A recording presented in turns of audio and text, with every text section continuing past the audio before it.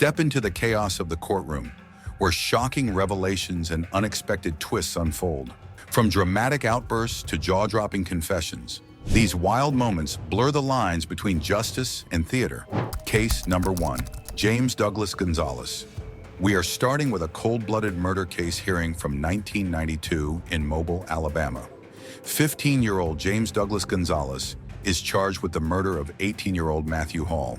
On May 3, 1991, Hall and his friends were having fun at a motel when he approached a car where Gonzalez was sitting. Gonzalez claims Hall slapped and attacked him, which led him to shoot Hall in self-defense. During the trial, a dozen police officers and sheriff's deputies were present. The jury came into the courtroom to announce their verdict. Matthew Hall Sr., the victim's father, and his younger brother, Kevin, looked anxious waiting for the jury decision. They hoped Gonzalez would be found guilty of murder. However, the jury decided that it was a case of criminally negligent homicide, and Gonzalez would be sentenced to just 1 year in prison. It was too much for Kevin to take in. He couldn't process or cope with what had just happened and became overwhelmed by emotions. Kevin Hall jumps from his seat, rushes toward Gonzalez, and starts punching him in the face. Soon after, Matthew Sr. quickly joins in, and they both start hitting Gonzalez out of anger. It generated an atmosphere of chaos in the courtroom. It takes 8 people to pull them away from Gonzalez and hold them down. Security management is required to call more officers to restore courtroom order.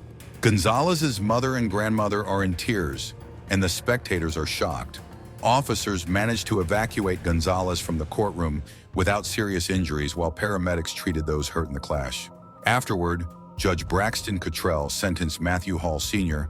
and Kevin to 5 days in jail for contempt of court, but they were released after just 1 night. After a month, Gonzalez returned for sentencing and ultimately received 1 year in prison. Case number 2. Paul Wade. Heading toward Louisville, Kentucky, for a hearing of 31-year-old Paul Wade, who is charged with murder of 2 individuals and possession of a handgun by a convicted felon. 3 weeks before the hearing, 25-year-old Alexis McCrary and 26-year-old Edward Smith, who lived together, were both shot and killed on the same afternoon, not far from each other. On reviewing surveillance footage of the crime scenes, police found Wade pulling the trigger. One of Wade's associates, 32-year-old Morris Gibson, tells police he gave Wade a ride home after the shootings, so he is charged with being complicit in murder. Ultimately, Wade, who was already on probation for drugs and firearm possession, is accused of both murders. However, the police found no evidence explaining why he murdered them. As you watch, Wade enters the courtroom for an arraignment before Judge Ann Haney. Behind Judge Haney is an 8th grade student interested in becoming a judge someday. In the gallery, family members of both victims are sitting. Suddenly, a clash broke out between a family member and the deputy. Judge Haney also speaks out to establish an order in the courtroom. Then after, it looks like things are settled down. Due to the absence of Wade's attorney, Judge Haney decides to reschedule the hearing for a later date. As Wade is taken out of the courtroom, he quietly curses at the family members in the gallery, which infuriates them.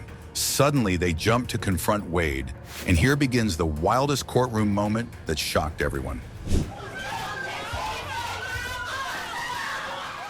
Consequently, Wade dashes toward an open door behind the judge's chamber, seeking refuge from the attack. The door leads to a hallway, his only chance to shield himself. The judge and the frightened 8th grader stand frozen, helplessly watching as Wade disappears through the doorway. Deputies chase the family members behind Wade. Meanwhile, Judge Haney presses the panic button to inform the security. Additional deputies arrive to assist and make their way toward the scuffle in the hallway. Other family members try to stay calm while blaming Wade for all the mess. Judge Haney steps down from her chamber, trying to maintain the peace. The skirmish continues for 20 minutes as deputies deploy pepper spray to control the situation. 4 individuals from the gallery are arrested and charged with disorderly conduct and obstructing government operations. Wade remains unharmed, with his case still pending and no plea entered yet. Meanwhile, Maurice Gibson has pleaded not guilty, and his case is also awaiting resolution. Case number 3, Taylor Shabusiness. This is the hearing of a spine-chilling case in Green Bay, Wisconsin, for 25-year-old Taylor Shabusiness, who faces charges of first-degree intentional homicide, mutilating a corpse, and third-degree sexual assault. Police stated that in 2021, Shebesnes was smoking meth with her 24-year-old boyfriend, Shad Therian. After heavily consuming drugs, they had sex. Under the influence of heavy drugs, Shebesnes allegedly snapped and strangled Shad to death with a chain. But it didn't stop there. The next act she did will startle you. Shebesnes then allegedly sexually abused Shad's body and then brutally beheaded him with a knife. All of this took place in the basement of Shad's mother's house. The next morning, when Shad's mother woke up and went downstairs, she discovered her son's head in a bucket. Shebesnes had already fled the scene. Shad's mother quickly called the police, who located Shebesnes at her home later that night. Shad's blood was still on her clothes. She was arrested and formally charged. Shebesnes pleaded not guilty because of a mental defect, but eventually she appeared at a competency hearing in restraints with her attorney, Quinn Jolly. Jolly asked for a delay from Judge Thomas Walsh for further evaluation of his client. The judge grants the request and postpones the trial. However, this decision enraged Shebesnes, and she did what nobody ever imagined.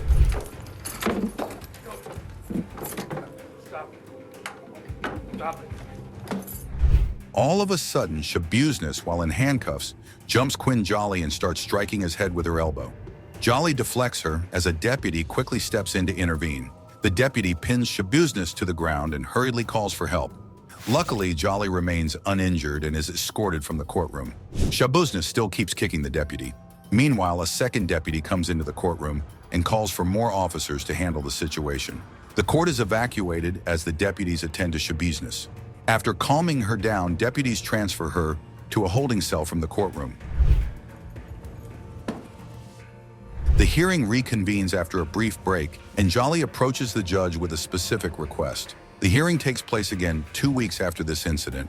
By granting Jolly's motion request, the judge appointed a new attorney for Shebesnes from the State Public Defender's Office. Shebesnes wasn't charged for attacking Jolly.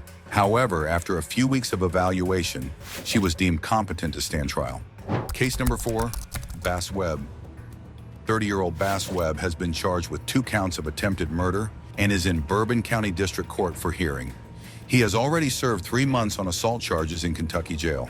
A week earlier, a video captured by a surveillance camera outside a Kentucky jail showed the moment when Webb accelerated his car and tried to run over 2 jail employees, Deputy Ryan Barkley and pretrial officer Josh Mason. One employee emerged unharmed, while the other sustained serious injuries after being pinned by Webb's car. Judge Vanessa Dixon presides over the initial hearing of Webb's case, during which Webb displays continuous bad behavior.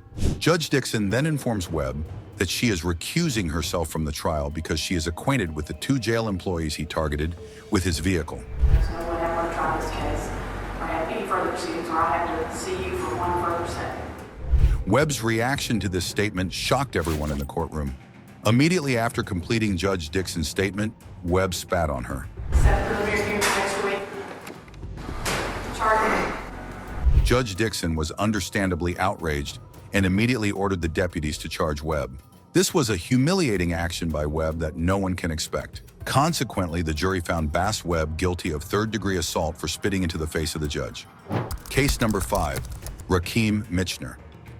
This is the case hearing of 24-year-old Rakeem Michener, who was charged with kidnapping and 2 counts of sexual battery. The victim was riding a bicycle on Goodwin Street on October 9, 2009, when she was attacked and beaten by 3 men dragged behind a building and raped. The victim made her way to a Park Street business where police were called. Upon investigation, DNA evidence collected from the scene did not match any known offenders, leaving police without leads. The case went cold for 4 years until a national database linked the DNA samples to 20-year-old Stanley Armitage, who had recently pleaded guilty to a home invasion in Oregon. When questioned about the Jacksonville sexual assault, Armitage confessed and told the names of 2 other accused, Michener and 19-year-old Martin King. All 3 accused were charged with kidnapping and rape. Michener was already in prison for an armed robbery he committed in Jacksonville, while Armitage and King were held without bond. As you see, Michener is appearing before Judge Charles Cofer for a routine pretrial hearing. His body language seems tense while standing. Then all of a sudden, he starts screaming at the judge and bailiffs repeatedly. Even Michener's lawyer appeared confused, as he screams continuously, Leave! Leave! Leave! Leave! Leave! Leave! Officers evacuate him forcefully out of the courtroom, and put him in a holding cell. The medical team declared Michener mentally unfit and placed him in a mental health care facility. It took 6.5 years to resume the case. Ultimately, Michener and Stanley Armitage pleaded guilty and were sentenced to 25 years and 23 years in prison, respectively. Both of them also received 10 years of offender probation. Martin King took a plea deal and was sentenced to 7 years in prison for aggravated battery and was released in 2020. Case number 6, Percy Phillips. This is Percy Phillips sitting at the Jefferson County Circuit Court in Louisville, Kentucky, before Judge Mary Shaw for the hearing of Brenda Whitfield's murder case. Phillips has a long criminal history of violence, including a prior conviction for assault and robbery that led to the death of a homeless man. He was later accused of threatening a police officer who testified against him in that case. This hearing is scheduled to assess his competency to stand trial for charges related to retaliating against a witness. Phillips shows no response as his defense attorney, Jay Lambert, tries to prove his incompetency to stand trial.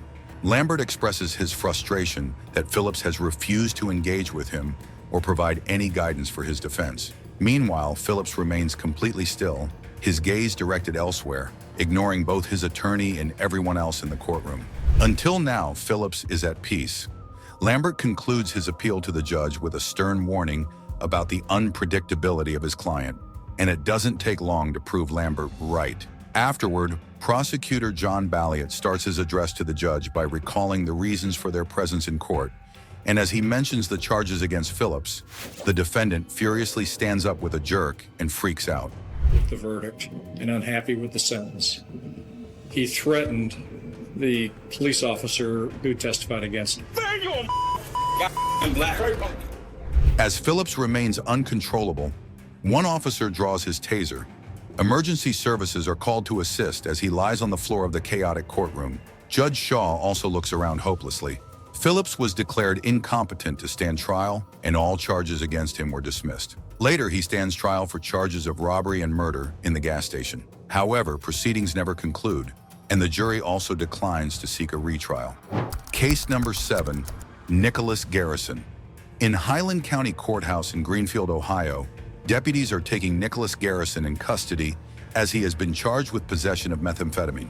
However, there was something else in Garrison's mind. All of a sudden, he ditches the deputies and swiftly reaches the courtroom door. Garrison plays smartly as he waits for the perfect moment when both deputies have their backs turned before making his move.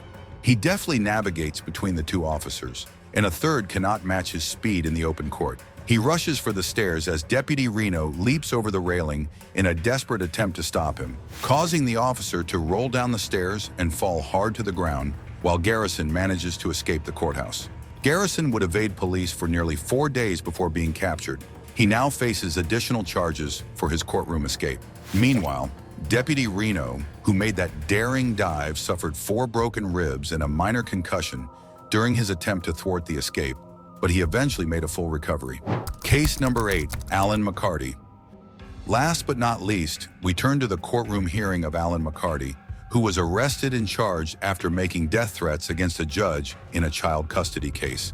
Heading to Daytona Beach, Florida, where a call comes into the Volusia County Sheriff's Office. This call was by McCarty, who believes that this judge took his children away in the child custody case. What's gonna happen if my kids don't come back to me, you stupid bitch? Because your stupid judges don't want to bring people to courtrooms? I got a gun pointed at your building. He hollered that his children had been unfairly taken away from him. However, McCarty was taken into custody, and now, after a year, he is appearing before another judge for a hearing on his death-threatening case.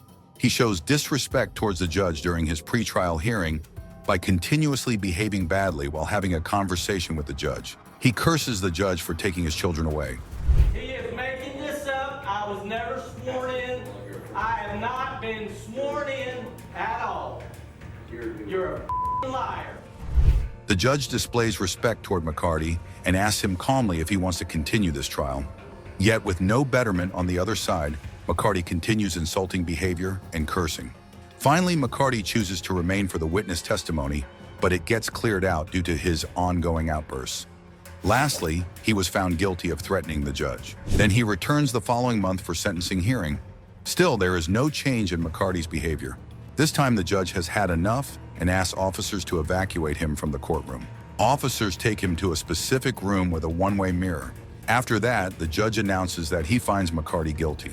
McCarty is now serving his sentence in a Florida state prison. In the world of justice, certain courtroom moments stand out. Explosive outbursts, startling confessions, and dramatic shifts in the case. These intense encounters remind us that the search for truth can lead to unexpected and unforgettable events. Share your thoughts in the comments, and don't forget to like and subscribe.